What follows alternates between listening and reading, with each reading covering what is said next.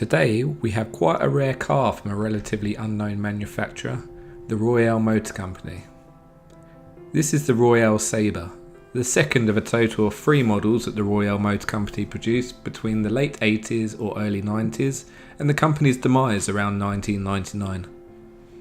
The first model being the Royale Drophead, which was a 2-door, 4-seat Jaguar-based convertible. The Ford Granada or Sierra-based Sabre was launched in 1994 and even gained the interest of Jeremy Clarkson, who featured it in an episode of Top Gear. The final model produced by the Royale Motor Company was the Ford Granada-based Windsor, which was a 5-seat, 4-door Lourdelette that was launched around 1999, just before the company's demise.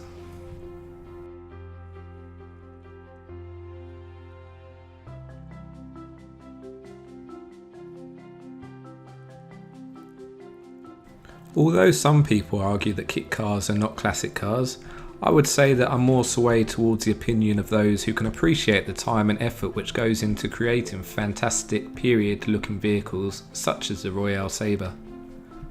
This particular car is one of the more appealing kit cars that I have seen, and I believe that the burgundy interior works really well with the nice cream exterior.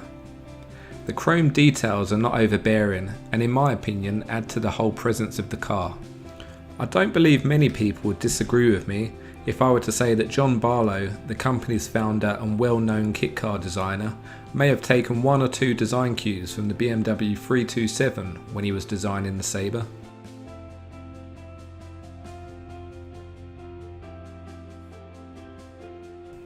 As with any subgroup of vehicle, you get arguably good ones and not so good ones.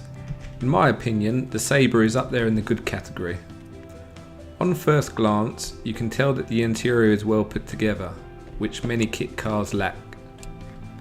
It features a lot of nice leather, including the seats and door cards, as well as a wooden dash, Smith dials and leather steering wheel. Unlike a lot of kit cars, this car comes with a hard top, as well as a soft top and tonneau cover.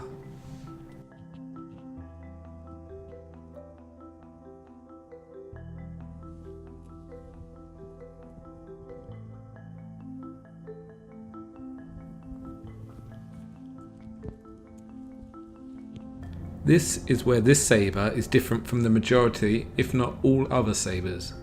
This particular Sabre features a 2-litre turbo diesel engine from a BMW 3 Series. An unusual choice for a convertible sports car, as most opt for a simple to work on petrol variants, such as the Ford Crossflow, Pinto, V6 or at a squeeze a Rover V8. In my opinion, any of these engines would be better suited to this car, if not for the sound alone. However, the BMW engine is unique, if not anything else. Let's go for a drive.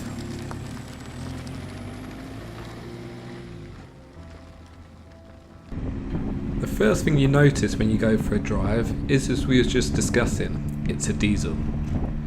The sound and performance from the engine definitely don't match the look of the car.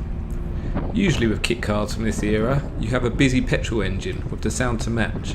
However, this BMW engine from the late 90s produces a deep rumble, a slight turbo whistle and the obligatory plume of smoke on cold days.